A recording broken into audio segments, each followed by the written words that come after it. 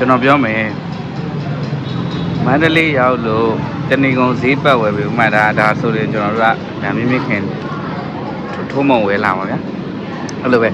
ဈေးပတ်ဝယ်ပြီးလို့မောလာပြီတဏီကုံမောလာပြီဆိုရင်ညနေခင်းကျရင်ဘယ်သွားတင်တော့ဆိုအဲ့မန္တလေးမှာစန္ဒာမေဖတ်တော့